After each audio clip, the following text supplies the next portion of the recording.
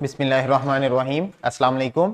मैं हूं डॉक्टर नोमान गफ़ार आवान और मैं फिजियोथेरेपिस्ट हूं। आज मैं आपको शैटिक नर्व की होम बेस्ड एक्सरसाइजेज के बारे में बताऊंगा कि वो अफराद जिनको शैटिका का प्रॉब्लम होता है, यानी उनको अपनी पूरी टांग में दर्द जाता महसूस होता है और ये दर्द उनको बड़ी शिद्दत का पेन होता है, शार्प शूटिंग पेन भी हम इसको कहते हैं।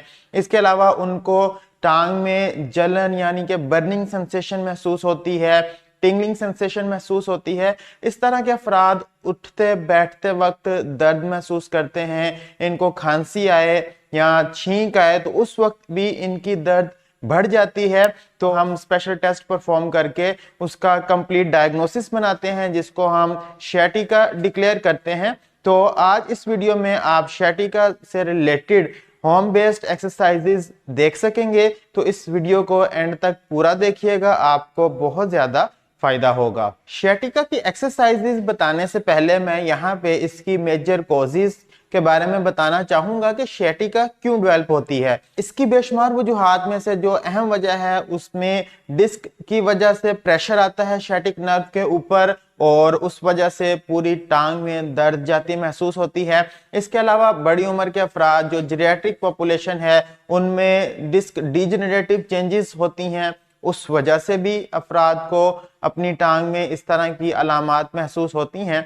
इसके अलावा वो अफराद जो सख्त सतह पे बैठ के काम करते हैं, हार्ड सरफेस के ऊपर उनकी बहुत ज्यादा प्रोलॉन्ग सिटिंग होती है, तो उनको भी शैटिक नर्व के सिम्टम्स आना शुरू हो जाते हैं। इसके साथ साथ वो अफराद जो अपनी पैंट के पिछली जेब में बटवा रखते हैं उनको भी शैटिका डेवलप हो सकती है। तो ये वजूहात हैं, अगर हम इनसे अपने आप को महफूज रखें तो हम शैटिका पेन से बच सकते हैं। शैटिक नर्व की कंप्लीट डायग्नोसिस के बाद जो एक्सरसाइजेज हम बताते हैं उसमें पहली एक्सरसाइज को हम स्टैंडिंग एक्सटेंशन एक्सरसाइज कहते हैं। ये एक्सरसाइजेज अगर डायग्नोसिस अच्छी तरह से बना हो तो उसके बाद करने से बहुत ज़्यादा फायदा होता है। अगर किसी को डिस्क प्रॉब्लम की वजह से, जिसकी डिस्क स्लिप होती है, उनको डिस्क पैथोलॉजी की वजह से शैटिक के सिम्टम्स आ रहे हों तो उनको ये एक्सरसाइज करनी चाहिए। इसमें सिंपली आपने सीधे खड़े हो जाना है, अपने दोनों हाथ आपने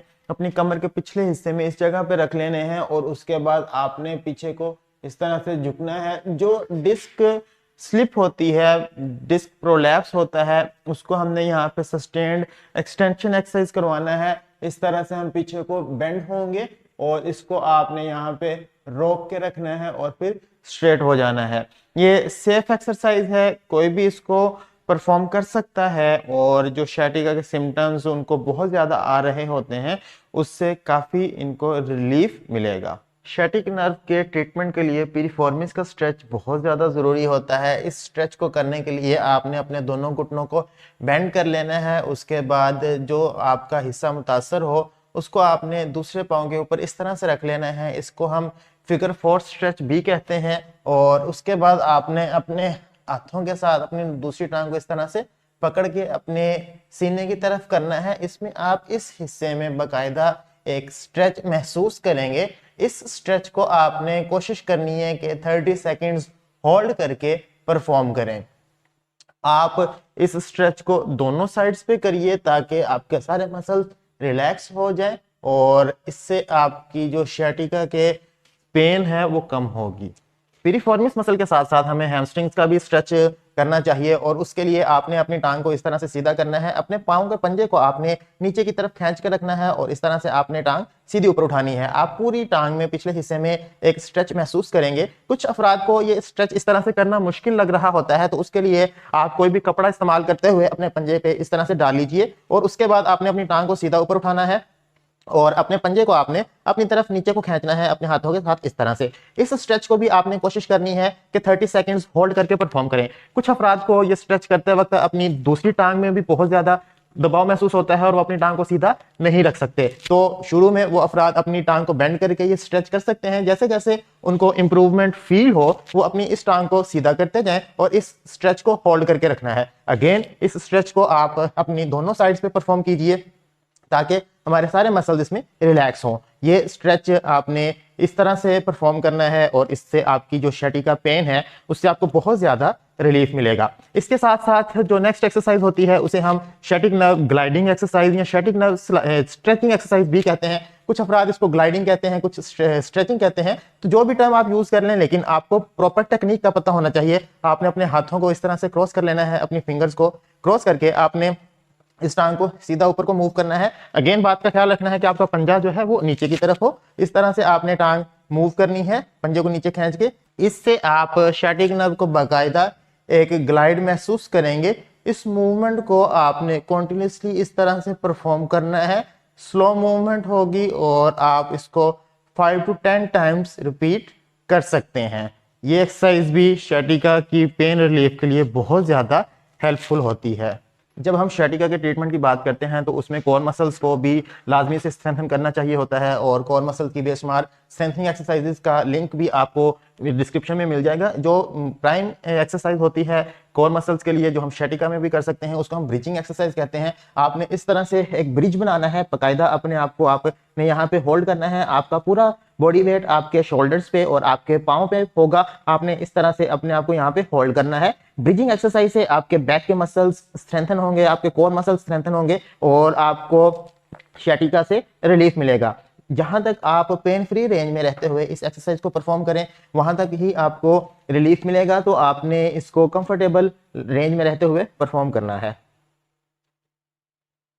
शैटिका का प्रॉब्लम अगर डिस्क की वजह से हो, लंबर प्रॉब्लम्स की वजह से हो, तो उसके लिए कैट काउ स्ट्रेच भी बहुत ज़्यादा अहम होता है। उसके लिए आपने अपने हाथों को इस तरह से प्लेस करना है और उसके बाद आपने अपनी जो लंबर रीजन है, जो आपकी कमर का निचला हिस्सा है, उसको आपने इस तरह से नीचे की तरफ करना है। यहाँ पे आपको बकायदा एक कर्व महसूस होगी और आपने अपना सर ऊपर कर लेना है।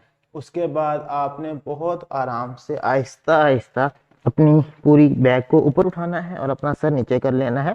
यहाँ पे भी बाकायदा आपको एक कर्व महसूस होगी। इस स्ट्रेच को हम कैट का स्ट्रेच भी कहते हैं या कुछ लोग कैट कैमल स्ट्रेच भी कहते हैं। आपने अपने शैटिका पेन रिलीफ के लिए इस एक्सरसाइज को भी लाजमी परफॉर्म करना है। स्लो मूवमेंट होगी, आहिस्ता आहिस्ता आपने ये परफॉर्म करना है। 5 to 10 रेपिटेशंस का हम एक सेट करते होते हैं और शुरू में एक वक्त में 2 सेट किए जाते हैं। ग्रेजुअली हम ये रेपिटेशंस बढ़ाते हैं जैसे जैसे पेन से रिलीफ मिले। शैटिका पेन के ट्रीटमेंट के लिए और इस पेन से रिलीफ के लिए कोबरा स्ट्रेच बहुत ज़्यादा हेल्पफुल होता है। कोबरा स्ट्रेच के लिए आपने इस तरह से उल्टा लेट जाना है और उसके बाद आपने अपने दोनों हाथ अपने कंधे के नीचे इस तरह से प्लेस करके अपने फुल बॉडी को ऊपर की तरफ इस तरह से उठाना है और उसके बाद आप अपने हाथ को इस तरह से पास करेंगे। आप अपनी कमर का निचला हिस्सा बिल्कुल ग्राउंड के साथ इन टच रखेंगे और उसके बाद आपने ऊपर को देखना है। इसमें आप पूरी स्पाइन पे एक बाकायदा स्ट्रेच महसूस करेंगे। आपको पेन रिलीफ के लिए बैक की पेन हो या शैटिका हो, उसमें ये कोबरा स्ट्रेच बहुत ज़्यादा फायदा देगा।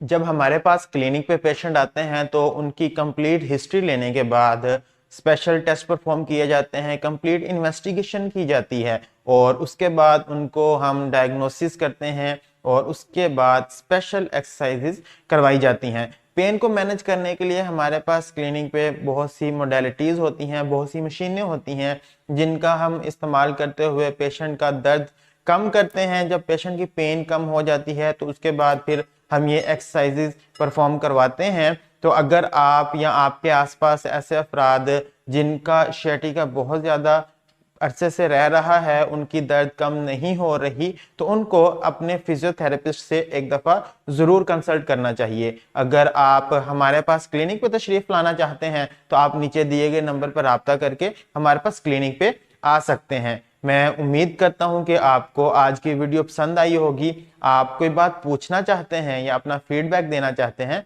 तो कमेंट्स में ज़रूर लिखिएगा और ये वीडियो उन अफराद से ज़रूर शेयर कीजिएगा जिनको इसकी ज़रूरत हो।